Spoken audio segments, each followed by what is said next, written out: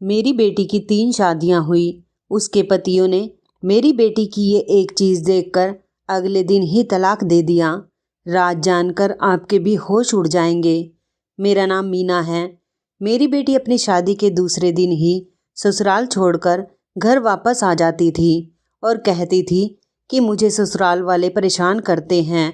इसी तरह से मैंने अपनी बेटी की 3 शादियां करवा दी थी, लेकिन हर बार वो शादी के दूसरे दिन ही मेरे पास आती और कहती कि मुझे ससुराल नहीं जाना, मेरे ससुराल वाले मुझे बहुत परेशान करते हैं। मैं अपनी बेटी की इस परेशानी से बहुत तंग आ गई थी, इसलिए मैं उसके ससुराल वालों के पास बात करने गई तो उन्होंने बताया कि आपकी बेटी पागल है। मैं अपनी बेटी का इलाज करवाने के लिए डॉक्टर के पास ले गई। डॉक्टर ने मेरी बेटी को पूरे हफ्ते के लिए अपने पास एडमिट करने के लिए कहा। उन्होंने कहा था कि आपकी बेटी पागल है और इसका हमारे अस्पताल में अच्छा इलाज होगा और जल्दी ही आपकी बेटी बिल्कुल ठीक हो जाएगी। मैं अपनी बेटी को डॉक्टर के पास छोड़कर आ गई थी, लेकिन एक हफ्ते से पहले ही अपनी बेटी से मिलने अस्पताल चली गई थी। तभी मैंने कुछ ऐसा देखा जिसे देखकर मेरी आंखें फटी की फटी रह गई। मेरी बेटी का नाम नताशा है। मेरी 3 बेटियां थी, मेरा कोई बेटा नहीं था। मेरी 2 बेटियों की शादी तो काफ़ी सालों पहले हो चुकी थी। नताशा मेरी सबसे छोटी बेटी थी और सबसे छोटा बच्चा तो घर का सबसे लाडला होता है। वैसे तो हम अपनी तीनों बेटियों से ही बराबर का प्यार किया करते थे, मगर नताशा से हमें बचपन से ही लगाव था, क्योंकि वो बहुत चुलबुली थी और हमेशा हंसी मजाक करती रहती थी। वो हमारे घर की रौनक थी, मगर वो अपने पिता से बहुत डरती थी। मेरे पति का मिजाज बहुत गुस्से वाला था, इसलिए वो नताशा के ज़्यादा हंसी मजाक करने पर ऐतराज़ किया करते थे और उसी को डांट लगाते थे, जिसकी वजह से वो अपने पिता से बहुत डर जाती थी और उनका कहना भी मानती थी। मेरे पति की कपड़े की बहुत बड़ी दुकान थी। वो बड़ी ईमानदारी से पैसा कमाते थे। एक दिन मेरे पति अचानक दुकान से घर आए तो उन्होंने बताया कि उन्होंने हमारी बेटी का रिश्ता तय कर दिया है। ये बात मुझे भी थोड़ी अजीब लगी थी कि अचानक मेरे पति ने मुझसे बिना पूछे ही बेटी का रिश्ता तय कर दिया था। उन्होंने मुझे लड़के का फ़ोटो दिखाया और सारी बातों के बारे में बताया, तो इस हिसाब से तो मुझे रिश्ता बहुत अच्छा लगा था। कुछ दिनों बाद ही हम लोग अपनी बेटी की शादी की तैयारियों में बिजी हो गए थे। लड़का और उसके परिवार वाले बहुत अच्छे लोग थे। शादी की रस्में शुरू होने वाली थी। मेरी दोनों बेटियां भी घर पर आ गई थी, लेकिन मेरी बड़ी बेटी ने नताशा के बारे में बड़ी अजीब सी बात बताई थी। उसने बताया था कि मम्मी, मुझे लगता है कि नताशा इस रिश्ते से खुश नहीं है। वहाँ पर नताशा के पिता भी मौजूद थे। उन्होंने कहा कि वो खुद अपनी बेटी से बात करेंगे और पूछेंगे कि वो रिश्ते से खुश है या नहीं। नताशा के पिताजी ने जब उससे ये सवाल किया तो नताशा खामोश तो थी, लेकिन उसने अपने पिता से कहा कि मैं इस रिश्ते से खुश हूँ। ये कहकर वो चली गई थी। हमें लगा कि शादी होने वाली है, इसलिए बच्ची डर रही है और थोड़ी कंफ्यूज हो रही हैं। शादी के टाइम पर तो वैसे भी लड़कियां कुछ घबराई घबराई सी रहती हैं। मेरे पति शादी से बहुत खुश थे, क्योंकि उनको लगता था कि ये रिश्ता उनकी बेटी के लिए बिल्कुल परफेक्ट है। ये लोग बहुत खानदानी लोग थे और लड़का बहुत पढ़ा लिखा लड़का था और उसका काम भी बहुत अच्छा था। हमने अपनी बेटी की शादी धूमधाम से कर दी थी। मेरी बेटी विदा होकर अपने ससुराल चली गई थी। उसकी विदाई के वक्त हम दोनों पति पत्नी बहुत रोए थे और इस बात से खुश थे कि आज हमारी तीनों बेटियों के फ़र्ज से हम फ्री हो गए थे, क्योंकि हमारी तीनों बेटियां अपने अपने घरों की जो हो गई थी। लेकिन बेटियां तो होती ही पराई हैं। एक ना एक दिन तो उन्हें अपने घर विदा होकर जाना ही होता है। मैं अपनी बेटियों के अच्छे भाग्य की प्रार्थना कर रही थी। शादी के बाद घर का माहौल बिल्कुल सूना सूना सा हो गया था। शादी की रात को ही मेरी दोनों बेटियां भी अपने ससुराल को चली गई थी। हम दोनों पति पत्नी घर में अकेले बचे थे। फ्री होकर बैठे तो सोच रहे थे कि कुछ सालों पहले तीनों बेटियां जब घर में थी तो घर में कितनी रौनक लगी रहती थी। आज हम दोनों पति पत्नी इस घर में अकेले रह गए। बेटियों की याद में हमारी आंखें नम हो गई थी। उसके बाद हम दोनों ने एक दूसरे को तसल्ली दी और हम सुकून से सो गए थे। सुबह के टाइम पर मैं अपने पति को नाश्ता दे रही थी। नाश्ता करने के बाद मेरे पति दुकान पर चले गए थे और मैं घर में अकेले रहकर घर का काम कर रही थी। तभी अचानक घर का दरवाज़ा ज़ोर ज़ोर से बजने लगा। इतनी सुबह सुबह कौन था? अभी तो सुबह के 10 ही बज रहे थे। भला सुबह के टाइम पर कौन आ सकता है? मैं यही सब कुछ सोचते हुए दरवाज़ा खोलने के लिए चली गई थी। लेकिन जैसे ही मैंने दरवाज़ा खोला, ये देखकर मैं हैरान रह गई थी कि दरवाजे पर मेरी बेटी और उसके ससुराल वाले मौजूद थे। मुझे अपनी बेटी को देखकर खुशी तो हुई थी, लेकिन हैरानी भी हुई थी कि भला शादी के दूसरे दिन ही ना जाने ये क्या माजरा था। मेरी बेटी के साथ उसकी सास और देवर आया था। वो लोग बड़े गुस्से में लग रहे थे। मैंने उन्हें अंदर आने के लिए कहा, लेकिन उन लोगों ने अंदर आने से साफ इनकार कर दिया। उन्होंने कहा कि ये रही आपकी बेटी अब आपके पास ही रहेगी। इसके लिए हमारे घर में कोई जगह नहीं है। ये सब सुनकर तो मैं हैरान रह गई थी। पहले तो मुझे लगा कि वो लोग शायद मजाक कर रहे हैं, लेकिन उन लोगों ने जिस तरह से मुझे मेरी बेटी की शिकायत बताई, उसे सुनकर तो मेरे होश उड़ गए थे। मैंने उन लोगों से बहुत कहा कि घर के अंदर आ जाइए, बाहर लोग देख रहे हैं, हमारे बारे में क्या सोचेंगे। लेकिन उनमें से कोई भी घर के अंदर आने के लिए तैयार नहीं था, बल्कि उन्होंने मेरी बेटी को घर के अंदर धक्का दे दिया और कहने लगे कि हमसे उम्मीद ना रखना कि हम तुम्हारी बेटी को वापस लेने आएंगे। हमारा बेटा भी तुम्हारी बेटी को कभी लेने नहीं आएगा, बल्कि कुछ दिनों के बाद ही हम तुम्हारे घर पर डिवोर्स के पेपर भिजवा देंगे, क्योंकि मेरे बेटे ने फैसला कर लिया है कि वो तुम्हारी बेटी को डिवोर्स देना चाहता है। मेरी बेटी की सास बहुत ज़ोर ज़ोर से चिल्ला रही थी और मोहल्ले वाले तमाशा देख रहे थे। मुझे अपनी बेइज्जती पर बहुत रोना आ रहा था। अभी मेरी बेटी की शादी को 24 घंटे भी नहीं हुए थे और वो ससुराल से मायके वापस आ गई थी। वो लोग काफ़ी हंगामा करके मेरे घर से चले गए और मेरी बेटी को घर पर ही छोड़ गए।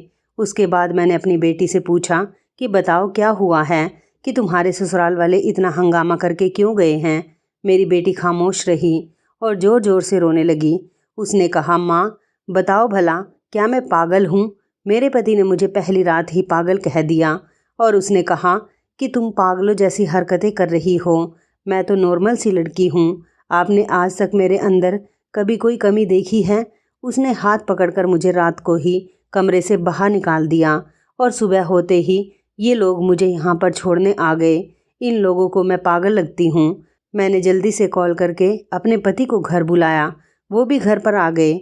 उन्होंने जब ये सारी बात सुनी तो उन्हें बहुत गुस्सा आया और अपनी बेटी की किस्मत पर अफसोस भी हुआ था।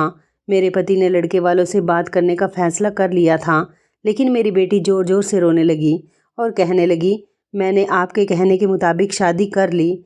अब वो लोग कितने ख़तरनाक लोग हैं, क्या पता वो लोग मेरे साथ वहाँ जाने के बाद दोबारा से क्या करें, क्योंकि वो लोग मुझे पागल साबित करना चाहते हैं।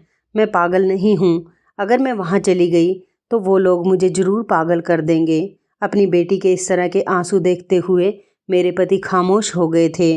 2 दिन के बाद मेरी बेटी के डिवोर्स के पेपर भी आ गए थे। मेरी बेटी का उस लड़के के साथ तलाक हो गया था। मेरी नई नवेली दुल्हन बनी बेटी पर इतनी जल्दी तलाकशुदा का धब्बा लग गया था। हम लोग बहुत अफसोस में चले गए थे। हमने अपनी बेटी की शादी इतनी धूमधाम से की थी और यह हमारे साथ न जाने क्या हो गया था। शायद हमारी खुशियों को किसी की नज़र लग गई थी। धीरे धीरे वक्त गुजरता चला गया। लोगों ने तरह तरह की बातें बनाई। इस बात को 4 महीने गुजर चुके थे। मेरे पति ने मेरी बेटी की दूसरी शादी करने का फैसला कर लिया, लेकिन मेरी बेटी दूसरी शादी करने से इनकार कर रही थी। उसने कहा कि मैं दूसरी शादी नहीं कर सकती, कहीं दूसरे ससुराल वाले भी ऐसे ही ना हों और मेरा पति वो मुझे पागल ना कहे। अब की बार हमने बहुत सोच समझ कर रिश्ता किया था। वो लड़का बहुत पढ़ा लिखा और समझदार लड़का था। उसके आगे पीछे कोई नहीं था। वो अपने घर में अकेला रहता था। उसकी शादी एक बार पहले हो गई थी, लेकिन उसकी पत्नी किसी वजह से उसे छोड़कर चली गई थी। मेरे पति ने कहा कि बेटी को समझाओ, हम ऐसे इस तरह से उसे अपने घर पर नहीं रख सकते। हमने अपनी बेटी की दूसरी शादी भी कर दी और वो सादगी से ही विदा होकर अपने पति के घर चली गई थी। हम दोनों पति पत्नी बेफिक्र हो गए थे कि चलो बेटी अब अपनी ससुराल में बहुत खुश रहेगी। लेकिन दूसरी बार भी कुछ ऐसा ही हुआ। शादी के दूसरे दिन ही सुबह सुबह मेरी बेटी अपने पति के साथ हमारे घर पर आ गई थी। मैं अपनी बेटी को देखकर बहुत खुश हुई थी। मुझे लगा कि शायद उसका पति नौकरी पर जाता है, इसलिए उसे मायके छोड़कर चला गया है। मगर जब उसने भी मेरी बेटी को छोड़ने की बात कही तो मैं भी अपनी जगह शॉक रह गई थी। शादी के दूसरे दिन ही ये लड़का भी मेरी बेटी को छोड़ने के लिए घर चला आया था। उनका कहना था कि आपकी बेटी पागल है, पहले आप अपनी बेटी का इलाज करवाओ। आपको पता है कि रात को सो जाने के बाद ये कैसी कैसी हरकतें करती हैं। ये सुनकर तो मेरे होश उड़ गए थे और मेरी बेटी बड़ी खामोशी से वहाँ पर बैठी हुई थी। उसकी आंखों में अभी भी आंसू थे। अब मुझे समझ नहीं आ रहा था कि मैं अपने दामाद को क्या कहूँ, क्योंकि इससे पहले एक बार और ये सब कुछ हो चुका था। मेरी बेटी तो अपने पति के सामने सिर झुकाकर बैठी हुई थी। उसके मासूम चेहरे से लग रहा था कि वो बहुत परेशान है। मेरा दामाद मेरी बेटी को छोड़कर जाने लगा तो मैंने उसका हाथ पकड़कर रिक्वेस्ट करते हुए प्यार भरे शब्दों में कहा कि तुम्हें गलतफहमी हुई है बेटा, मेरी बेटी तो बिल्कुल नॉर्मल है। अगर कोई गलती हुई है तो मैं उसकी तरफ से शर्मिंदा हूँ और तुमसे माफ़ी मांगती हूँ। मैं इसे समझा दूंगी। उसने नादानी में कोई गलती कर दी होगी, तुम्हें उसकी कोई बात बुरी लग गई है, लेकिन तुम जल्दबाजी मत करो। मैं इस मैटर का सॉल्यूशन निकालती हूँ, तब तक तुम इसे अपने साथ ले जाओ। किसी को अगर पता चल गया तो हम क्या मुँह दिखाएंगे लोगों को, क्योंकि शादी के दूसरे दिन ही बेटी घर पर वापस आ जाए तो लोग तरह तरह की बातें करने लग जाते हैं। मैं जानती थी कि अगर लोगों को ये बात पता चल गई कि इस बार भी मेरी बेटी शादी के दूसरे दिन ही घर वापस आ गई है तो हमारी बहुत बेइज्जती होगी। लेकिन मेरी बेटी का पति कहीं से कहीं तक नहीं माना और वो ज़बरदस्ती मेरी बेटी को छोड़कर चला गया। उसने भी कह दिया था कि वो 2-3 दिन के बाद में तलाक के पेपर भिजवा देगा। जब मेरे पति घर आए तो मैंने उन्हें इस बारे में सब कुछ बताया। मेरे पति भी ये बात सुनकर बहुत हैरान रह गए थे। वो उस लड़के को समझाने के लिए जा रहे थे, पर मेरी बेटी ने ससुराल जाने के लिए साफ इनकार कर दिया। उसने कहा कि ये लड़का भी ठीक नहीं है, क्योंकि ये लड़का मेरे पहले पति को जानता है, इसलिए उसके जैसी ही हरकत कर रहा है। आप लोगों को जान लेना चाहिए था किसके कौन रिश्तेदार हैं और कौन दोस्त हैं। बिना देखभाल किए ही आपने मेरी शादी कर दी। मेरे पति को भी अपनी बेटी की कही हुई बात सही लगी थी। कुछ दिन गुजरे थे कि मेरी बेटी के दूसरे पति के साथ भी तलाक हो गई। पूरे मोहल्ले में हमारी बेइज्जती हो रही थी। लोग तरह तरह के सवाल कर रहे थे और मैं जवाब दे देकर थक गई थी। मेरी बेटी बहुत ज़्यादा खूबसूरत थी। अभी हमने उसकी फिर से शादी करने का फ़ैसला तो नहीं किया था। हम लोग अभी इसी अफसोस में थे कि ना जाने किस्मत हमारे साथ ये किस तरह का मजाक कर रही है कि हर बार हमारी बेटी विदा होकर अपने ससुराल जाती है और शादी के दूसरे दिन ही वापस आ जाती है। हमारे घर पर एक नौकरानी आया करती थी। उसे मेरी बेटी बहुत पसंद थी। उसने बताया कि मैं आपकी बेटी के लिए रिश्ता बता दूं। हम शादी नहीं करना चाहते थे, लेकिन फिर भी मेरे पति ने कहा कि एक बार पूछ तो नौकरानी से रिश्ता किस तरह का है, अगर अच्छा हुआ तो हम अपनी बेटी की शादी कर देंगे। नौकरानी ने बताया कि वो लड़का बहुत अच्छा कमाता है, उसके 2 बच्चे हैं। उसकी पत्नी की अभी 1 साल पहले ही मौत हुई है और फिर आपकी बेटी के 2 डिवोर्स हो गए हैं। अगर आप चाहो तो इस रिश्ते के लिए हाँ कर सकती हो। हम लोगों ने लड़के की पूरी छानबीन निकाल ली थी। नौकरानी ने हमसे कुछ भी नहीं छुपाया था। वो लड़के के घर पर भी कभी कभी काम करने चली जाती थी। इस बार हमने किसी तरह की कोई कमी नहीं छोड़ी थी और लड़की के पूरे खानदान का बायोडाटा निकाल लिया था। वो जहाँ काम करता था वहाँ पर से भी उसकी सारी इन्फॉर्मेशन निकाल ली थी। लड़के ने भी मेरी बेटी को देखते ही पसंद कर लिया था। मेरे पति ने बेटी की शादी करवा दी। इसी तरह मेरी बेटी की तीसरी शादी हो गई थी, पर शायद सच में किस्मत हमारे साथ कोई मजाक ही कर रही थी। इस बार भी मेरी बेटी की शादी सफल नहीं हुई और वो अगले ही दिन अपने पति के साथ फिर से हमारे घर पर आ गई। मेरी बेटी का तीसरा पति भी बाकी 2 पहले पतियों की तरह उसे शादी के अगले ही दिन घर छोड़ने के लिए आ गया था। इस बार अच्छा ये हुआ था कि मेरे पति घर पर ही मौजूद थे। उन्होंने खुद लड़के से बात की थी, लेकिन लड़का मेरी बेटी को ले जाने के लिए साफ इनकार कर रहा था। उसने कहा कि आपकी बेटी पागलों वाली हरकतें करती हैं, आपको अपनी बेटी का इलाज करना चाहिए। हैरान कर देने वाली बात ये थी कि हर लड़का मेरी बेटी को पागल ही बताता था। मगर मेरी बेटी तो हमें पहले की तरह नॉर्मल ही लगती थी, सब कुछ हमारे जैसा ही नॉर्मल करती थी, हमें उसके अंदर कुछ भी बदलाव नज़र नहीं आता था। मेरे पति ने उस लड़के से बहुत मिन्नत की और कहा कि हम अपनी बेटी का इलाज करेंगे और उसे ठीक कर देंगे, लेकिन तुम उसे डिवोर्स मत देना। वो लड़का इस बात पर राजी हो गया था, लेकिन उसने कहा कि मैं आपकी बेटी को लेकर नहीं जाऊंगा, मेरे छोटे छोटे बच्चे हैं, मेरे बच्चों को इससे खतरा हो सकता है। आप लोग चाहते हो मैं डिवोर्स ना दूं तो मैं इसके सही होने तक का इंतज़ार कर सकता हूं, लेकिन इस पागल लड़की को अपने घर नहीं लेकर जा सकता। हम लोग उसकी इस बात पर राजी हो गए थे। इस बार हम अपनी बेटी से कुछ भी पूछ रहे थे तो वो खामोश रहती थी।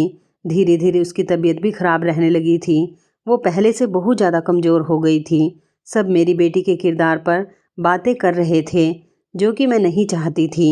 अभी तक तो हम पूरा सच भी नहीं जानते थे कि आखिर ससुराल जाने के बाद मेरी बेटी ऐसा क्या करती है जिस पर हर बार उसके पति उसे घर छोड़कर चले जाते हैं।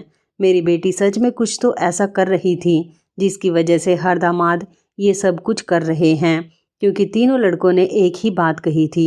मुझे डर था कि अगर ये बात लोगों के सामने आ गई तो हमारी क्या इज्जत रह जाएगी, लेकिन लोग थोड़ा तो समझ ही जाते हैं कि गलती जरूर हमारी बेटी की होगी। तभी तो 3 बार शादी होने के बाद भी वो अगले दिन ही घर वापस आ गई है। मैं और मेरे पति अपनी बेटी को देख देख कर परेशान होते रहते थे और उसके बारे में सोचते रहते थे कि हमें अब क्या करना चाहिए। रोती तो हमारी बेटी भी बहुत थी, मगर उसके रोने में वो शिद्दत नहीं थी जो शायद होनी चाहिए थी। इसके बाद हमने फैसला किया कि हम अपनी बेटी को बड़े से बड़े डॉक्टर के पास लेकर जाएंगे, और हमने ऐसा ही किया। शहर के सबसे बड़े डॉक्टर से अपनी बेटी का चेकअप करवाया, लेकिन सारे डॉक्टर ने भी यही बताया कि आपकी बेटी बिल्कुल ठीक है। हम दोनों पति पत्नी हैरान थे कि आखिर ये क्या मामला था। वो लड़के तो कहते थे कि मेरी बेटी पागल है और पागलों वाली हरकत करती है, मगर मेरी बेटी तो बिल्कुल ठीक है।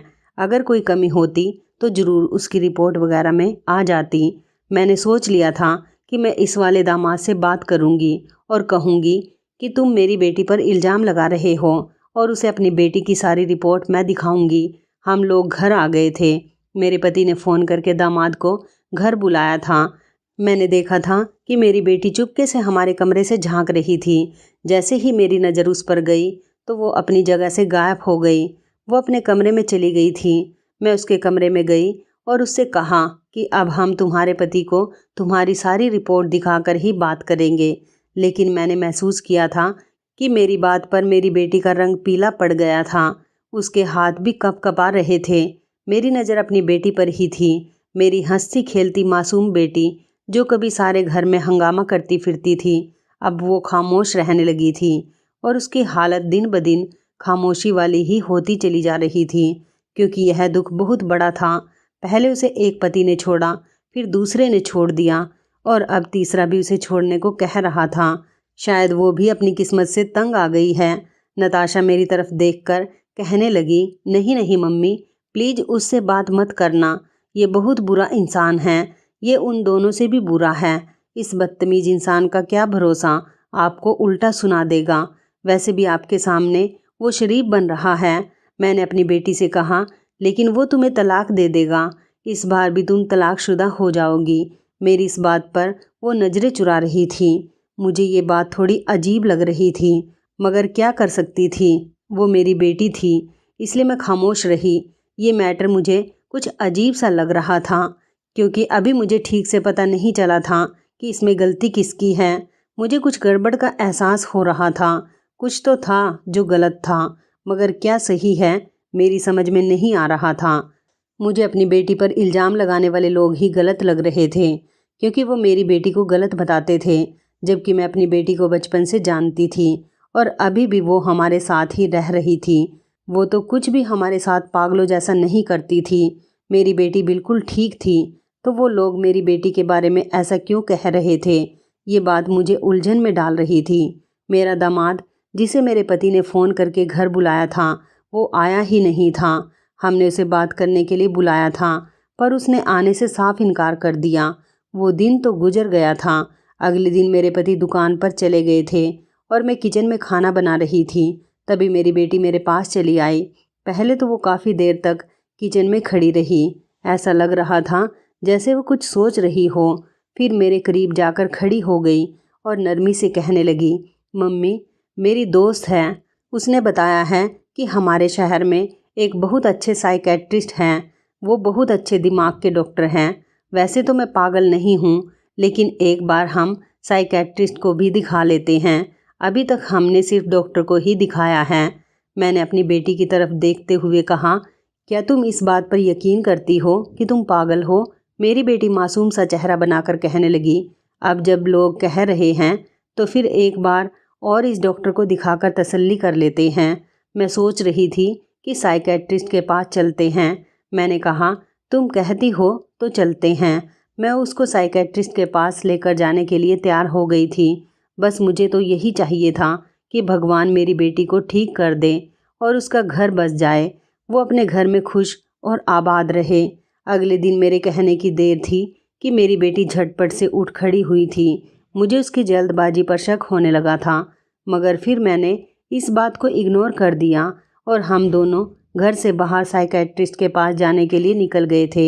हम जल्दी ही डॉक्टर के पास पहुंच गए थे। मैं हैरान थी कि मेरी बेटी के मुताबिक उसने बताया था कि ये शहर का सबसे अच्छा साइकेट्रिस्ट है। इस हिसाब से तो अस्पताल के बाहर थोड़ी बहुत भीड़ होनी चाहिए थी। हम लोग अंदर गए तो अंदर भी कोई पेशेंट मौजूद नहीं था। हम किसी अस्पताल या डॉक्टर के पास जाते हैं तो कुछ ना कुछ तो लोग होते ही हैं, मगर यहाँ तो अस्पताल खाली पड़ा हुआ था। ये अस्पताल बिल्कुल वीरान जगह में बना हुआ था। वहाँ पर एक लड़की मौजूद थी जो कि नर्स लग रही थी। वो हमें डॉक्टर के कैबिन में लेकर चली गई। हम जब कैबिन के अंदर गए तो मैंने डॉक्टर को अपनी बेटी के बारे में सब कुछ बता दिया। डॉक्टर ने मेरी बात को बड़े आराम से सुना था और कहा कि इसके दिमाग की कोई नस है जिसमें कुछ प्रॉब्लम आ रही है। हम जल्दी ही आपकी बेटी को ठीक कर देंगे। अगर आप इसे हमारे पास एडमिट कर दोगी तो हमारे पास बहुत सारे दिमागी मरीज ठीक होकर गए हैं। आपकी बेटी को भूलने की भी बीमारी हो गई है। अगर नहीं हुई है तो आने वाले टाइम में हो जाएगी, पर धीरे धीरे आपकी बेटी दिमागी संतुलन खोने लगेगी। मुझे इस डॉक्टर की बातें कुछ अजीब सी लगी थी और कुछ अजीब सा एहसास भी हो रहा था। मैं इस एहसास को कोई नाम नहीं दे पा रही थी। मुझे ऐसा लग रहा था कि कुछ तो अजीब है। मैं अपनी बेटी को इतने दिनों के लिए वहाँ पर नहीं छोड़ सकती थी, बल्कि मेरा दिल ही नहीं कर रहा था अपनी बेटी को वहाँ पर छोड़ने का, मगर मेरी मजबूरी थी। इस डॉक्टर ने मुझे बहुत यकीन दिलाया था और ये भी कहा था कि मैं आपसे दवाई का एक भी रुपया नहीं लूँगा। जब आपकी बेटी यहाँ से एक हफ्ते बाद बिल्कुल ठीक हो जाएगी तब आप मुझे फीस के और दवाई के पैसे दे देना। ये डॉक्टर लग तो कुछ भरोसे वाला रहा था, वरना तो आजकल सारे डॉक्टर पहले पैसे लेते हैं उसके बाद इलाज शुरू करते हैं। इसलिए मैंने फ़ौरन हाँ कर दी, क्योंकि मैं अपनी बेटी का घर बसा हुआ देखना चाहती थी। क्योंकि हमारे इस माहौल में लड़की अमीर हो या गरीब, तलाकशुदा औरत को ही सब बुरा भला कहते हैं और इनका जीना दुश्वार कर देते हैं। इसलिए मैं अपने दिल पर पत्थर रखकर अपनी बेटी को वहाँ छोड़कर आ गई थी।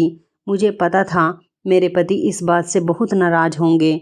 इसलिए मैंने अपने पति से कहा कि बेटी कुछ दिनों के लिए अपनी बहन के घर गई हुई है। मेरे दिल में अजीब अजीब ख्याल भी आ रहे थे, क्योंकि मैंने अपनी बेटी को एक अनजान डॉक्टर के पास छोड़ दिया था। वैसे वहाँ पर एक लड़की भी मौजूद थी। वह लड़की मेरी बेटी का अच्छी तरह से ख्याल रख लेगी। बस यही सोचकर मैं अपने दिल को समझा लेती थी।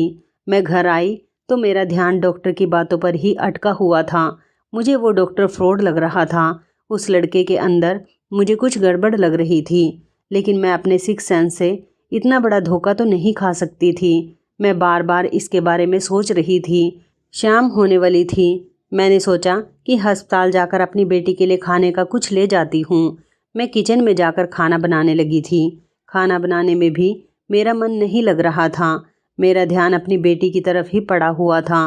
मुझे अपने बेटी के बिना एक पल को भी सुकून नहीं आ रहा था। मेरा दिल चाह रहा था कि जल्दी से खाना बन जाए तो मैं अपनी बेटी के पास चली जाऊं।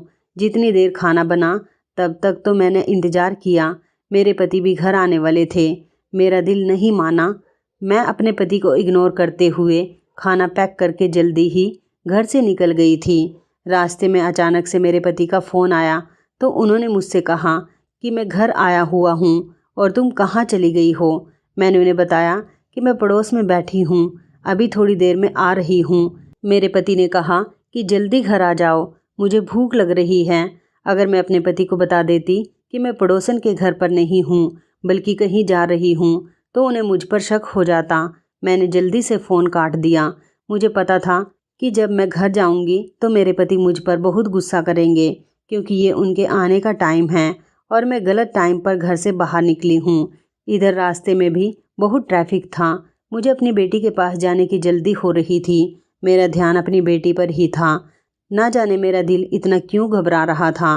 मैंने ऐसा कुछ नहीं सोचा था कि कभी आने वाले टाइम में मेरी बेटी की 3-3 शादियाँ भी हो जाएंगी और उसके तीनों पति ही उसे छोड़ देंगे।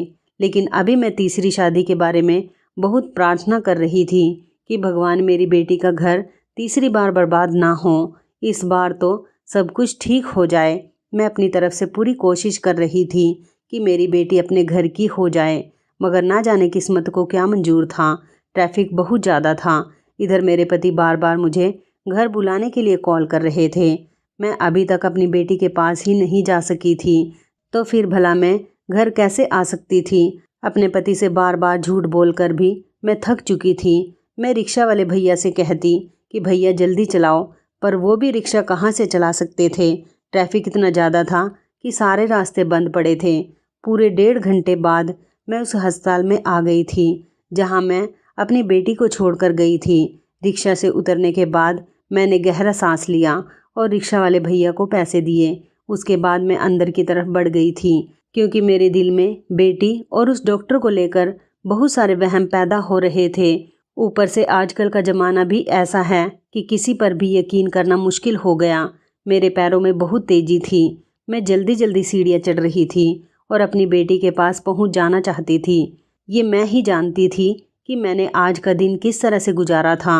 मैंने उस डॉक्टर के कैबिन के पास जाकर दरवाजे को खोलना चाहा था। मैं आगे बढ़ने ही वाली थी कि अचानक से मेरी नज़र सामने नजर आते हुए नज़ारे पर पड़ी तो मेरे पैरों तले से ज़मीन निकल गई थी। मुझे अपनी आंखों पर विश्वास नहीं हो रहा था। सामने जो कुछ मैं अपनी आंखों से देख रही थी उसे देखकर मेरा पूरा शरीर कांप रहा था। मेरा दिल कर रहा था कि मैं ये दिन देखने से पहले मर क्यों नहीं गई। मैंने दीवार को पकड़कर खुद को सहारा दिया था। मेरे होश उड़ने लगे थे, क्योंकि मेरी बेटी और वो डॉक्टर ऐसी हरकत कर रहे थे जिस पर मुझे यकीन ही नहीं आ रहा था। मेरी बेटी और वो डॉक्टर कैबिन के अंदर मौजूद थे। डॉक्टर के कैबिन का दरवाज़ा शीशे का था, इसलिए मुझे बाहर से ही अंदर का सब कुछ दिखाई दे रहा था। डॉक्टर लड़का और मेरी बेटी एक दूसरे को गले लगा रहे थे और एक दूसरे से मुस्कुरा मुस्कुरा कर प्यार भरी बातें कर रहे थे। इन दोनों की बातों की आवाज़ बाहर तक आ रही थी। वो दोनों आपस में बातें कर रहे थे। मैंने उनकी बातें सुनी थी। वो डॉक्टर मेरी बेटी से कह रहा था कि तुम्हारी दोबारा शादी हो चुकी है, अब इस तीसरी शादी से तुम अपनी जान छुड़ा रही हो। तब भी मेरी बेटी मासूम सा चेहरा बनाकर डॉक्टर से कहने लगी, मेरा तो खुद एक एक पल बड़ी मुश्किल से गुजर रहा है। अब की बार मैं अपने मम्मी पापा की मर्जी से शादी नहीं करूँगी, बल्कि हम दोनों कहीं भाग चलेंगे। मुझे पता था कि तुम मेरी तीनों शादियों की वजह से बहुत दुखी हो गए हो, तभी तो मैं इतनी प्लानिंग करने के बाद तुमसे मिलने के लिए यहाँ तक आ गई हूँ, ताकि थोड़ा समय तुम्हारे साथ गुजार सकूँ और तुम्हें सारी बात बता सकूँ। मैंने अपने मम्मी पापा से बड़े ही झूठ बोले हैं और मज़े की बात तो ये है कि उन दोनों लड़कों ने तो मुझे जल्दी ही तलाक दे दी। अब ये तीसरा भी मुझे जल्दी ही छोड़ देगा। मगर मेरे मम्मी पापा इस बार उससे बात करने का फ़ैसला कर चुके हैं और उसे मेरे नॉर्मल होने की रिपोर्ट्स दिखाकर ये साबित करना चाहते हैं कि मैं बिल्कुल ठीक हूँ और वो मुझ पर इल्ज़ाम लगा रहा है। मैंने खेल ही ऐसा खेला था कि बेचारे ये तीनों लड़के मुझे छोड़ने के लिए तैयार हो जाएं। तुम फिक्र मत करो, हम दोनों हमेशा ही एक साथ रहेंगे।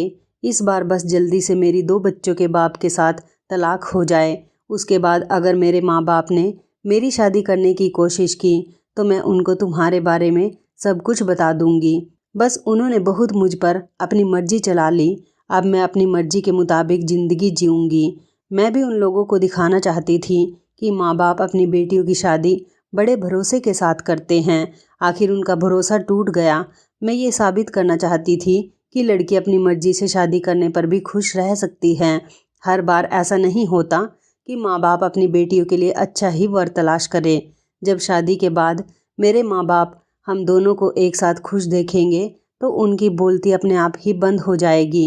उन्हें मेरी गलती नहीं बल्कि उन तीनों लड़कों में गलती नज़र आएगी जिनको मैंने बेवकूफ़ बना दिया। मेरी बेटी बड़े प्यार से सारी बातें इस डॉक्टर के साथ कर रही थी। उन दोनों ने एक दूसरे के हाथ में हाथ डाला हुआ था। मेरा तो ये सारी बातें सुनकर गुस्से से बुरा हाल हो गया था। मैं जबकि उन लड़कों को गलत समझ रही थी जिनसे मेरी बेटी की शादी हुई थी, बल्कि वो सब गलत नहीं, मेरी बेटी ही गलत थी जिसे मैं आज तक मासूम समझती आई थी। वो हमारी आंखों में धूल झोंक रही थी। बस मुझे बहुत देर हो गई थी इन लोगों की बातें बर्दाश्त करते हुए। मैंने जल्दी से दरवाज़ा खोला और अंदर जाने के बाद मैंने अपनी बेटी का हाथ पकड़कर उसके मुंह पर एक ज़ोरदार थप्पड़ मार दिया। मेरे थप्पड़ मारने पर वो दोनों ही चौंक गए थे। मैंने अपनी बेटी को बाजू से पकड़ा और उससे कहा कि ये सब कुछ क्या चल रहा है। ये सब सुनने के बाद वो हैरान रह गई थी। उसे ये नहीं पता था कि मैं उनकी सारी बातें सुन चुकी हूँ। वो दोनों शॉक्ड रह गए थे। मैंने कहा, तुम्हें हमारी आंखों में धूल झोंकते हुए शर्म नहीं आई? क्या तुम अपनी माँ की परवरिश को भूल गई हो?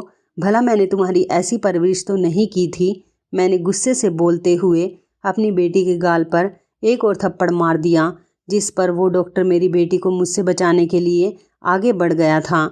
लेकिन मेरे गुस्से से देखने पर उसने अपने कदमों को पीछे कर लिया था और अपना सर झुकाकर खड़ा हो गया था। मैंने अपनी बेटी से कहा कि आखिर तुमने अपने पहले पतियों के साथ ऐसा क्या किया था जो वो तुम्हें छोड़ने के लिए तैयार हो गए। मैं अपनी बेटी से बहुत ज़्यादा गुस्से में बात कर रही थी, जिस पर वो हिचकियों से रोती हुई एकदम मेरी तरफ देखकर खामोश हो गई थी। वो पहले तो कुछ बोल नहीं रही थी, लेकिन मैंने उसे कहा कि अब तुम मुझसे कभी भी झूठ मत बोलना।